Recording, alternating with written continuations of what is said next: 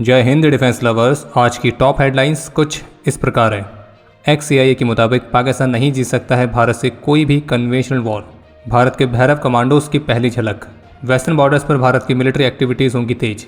और पाकिस्तान ने दिया था अमेरिका को अपने न्यूक्लियर वेपन्स का कंट्रोल।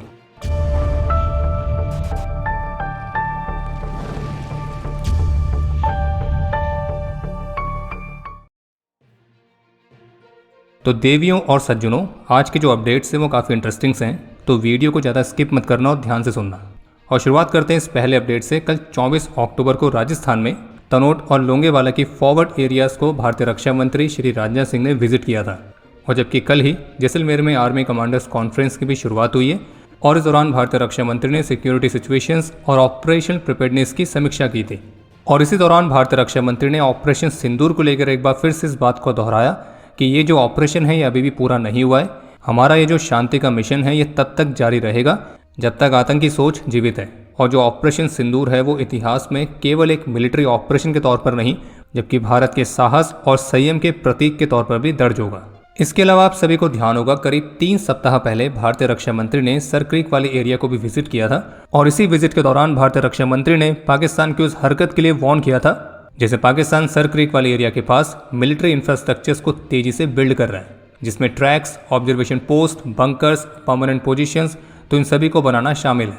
और भारतीय रक्षा मंत्री ने स्पष्ट रूप से कहा था कि अगर पाकिस्तान यहाँ पे कोई भी मिसएडवेंचर करने का प्रयास करेगा तो उसका जवाब बेहद ही मजबूती से दिया जाएगा। तो अब इसके साथ एक इंटरेस्टिंग अपडेट ये है कि भारत अपने वेस्टर्न बॉर्डर्स के साथ ट्राई सर्विस एक्सरसाइज को कंडक्ट करने के लिए तैयार है, जिसके लिए एक एरिया नोटिफिकेशन भी जारी किया गया है। और ये जो नोटिफिकेशन है 30 अक्टूबर से 10 नवंबर तक के लिए जारी हुआ है। और ये जो एक्सरसाइज है पाकिस्तानी बॉर्डर के बेहद ही करीब कंडक्ट हो रही है, जिसमें सर क्रीक वाला एरिया भी कवर होता है। और भारत के इसी नोटिफिकेशन के जारी होने के बाद अब पाकिस्तान ने भी 28 और 29 अक्टूबर के लिए अपने सेंट्रल और सदर्न एयर स्पेस को मल्टीपल एयर ट्रैफिक रूट्स के लिए रिस्ट्रिक्ट किया है। और संभावित रूप से इस दौरान पाकिस्तान भी मिलिट्री एक्सरसाइज या फिर अपने किसी वेपन को टेस्ट कर सकता है। पाकिस्तान का नोटिफिकेशन 28 और 29 अक्टूबर के लिए है। और जबकि इससे पहले भारत ने 25 से 27 अक्टूबर तक के लिए अपने वेस्टर्न कोस्ट के साथ एक और नेविगेशनल एरिया वार्निंग जारी करी है, जो कि भारत के किसी ऑटोनॉमस सिस्टम के ट्रायल्स के लिए है। और ये जो ट्रायल है ये कारवार नेवल बेस के पास कंडक्ट किए जाएंगे। और इसके अलावा अरब सागर में भारत ने एक नहीं बल्कि मल्टीपल नए एरिया वार्निंग्स को जारी किया है, जो कि संभावित रूप से भारत की फायरिंग एक्सरसाइज के लिए है। तो कहने का तात्पर्य यह है कि अब आने वाले कुछ दिनों तक हमारा जो वेस्टर्न बॉर्डर है वो काफ़ी ज़्यादा व्यस्त रहने वाला है।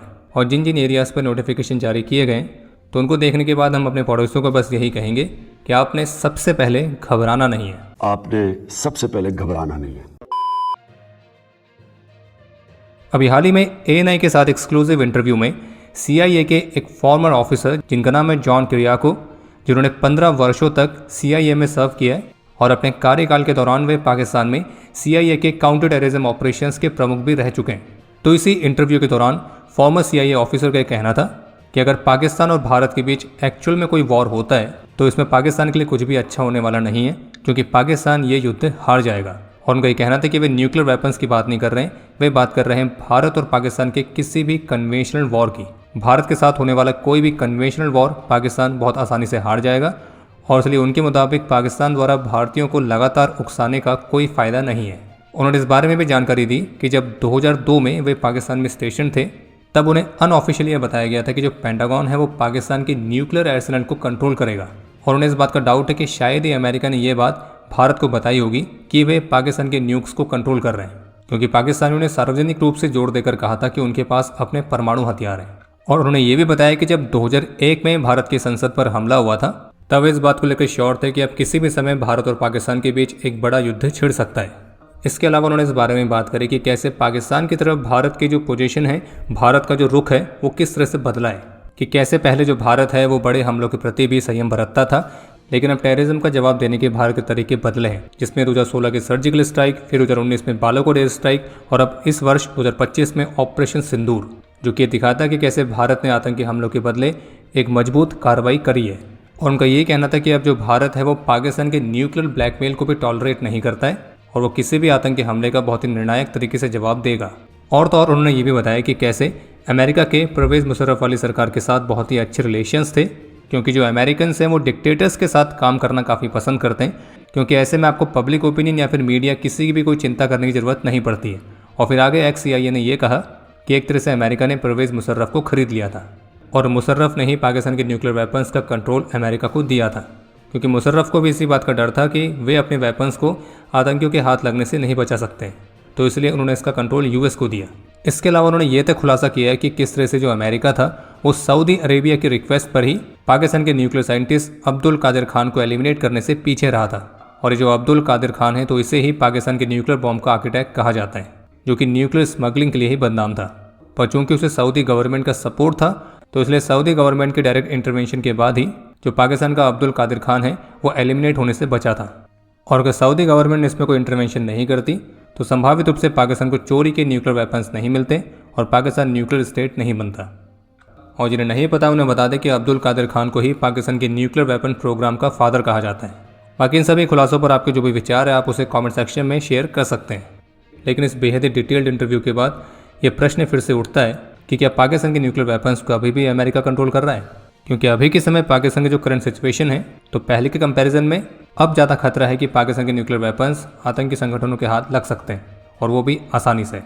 बाकी ये पूरा इंटरव्यू आपको ANI के ऑफिशियल YouTube चैनल पर मिल जाएगा।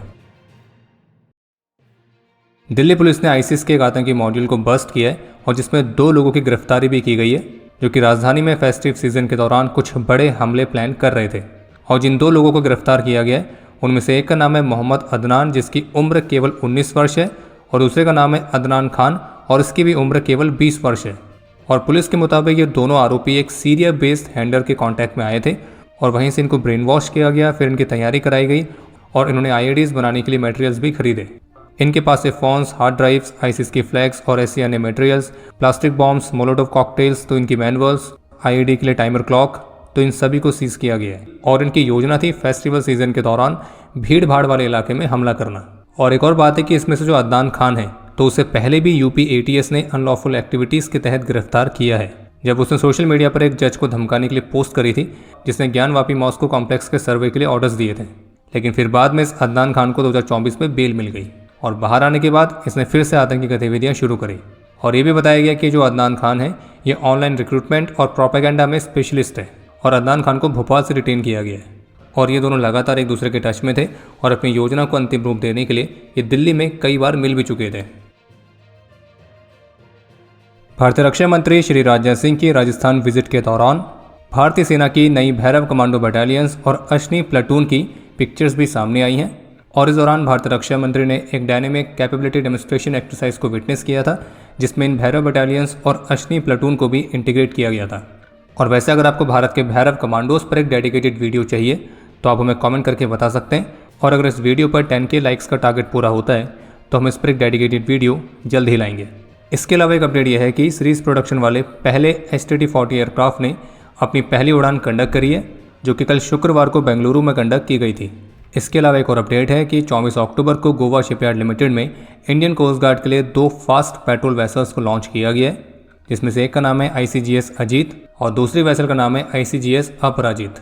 और इन वेसल्स की खास बात यह है कि इन्हें कंट्रोलेबल पिच प्रोपेलर से इक्विप किया गया है, जिससे इन वेसल्स को सुपीरियर मैनेवरेबिलिटी और प्रोपल्शन एफिशिएंसी मिलती है।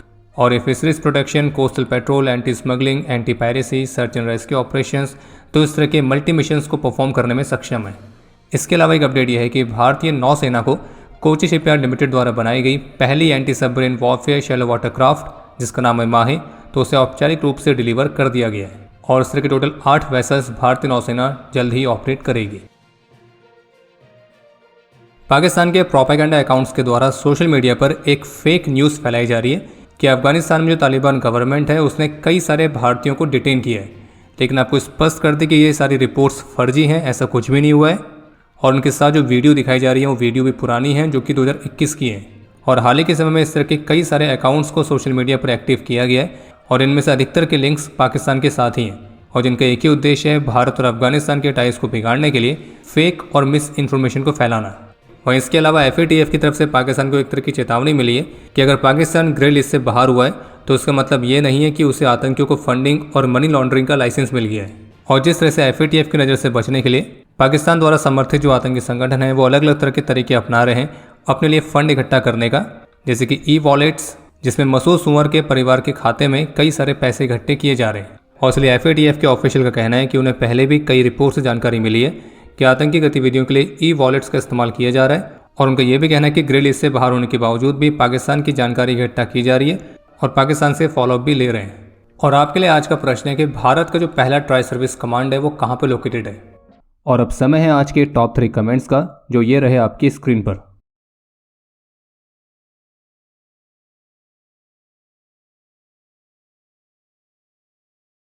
उम्मीद है आपको आज का एपिसोड पसंद आया होगा।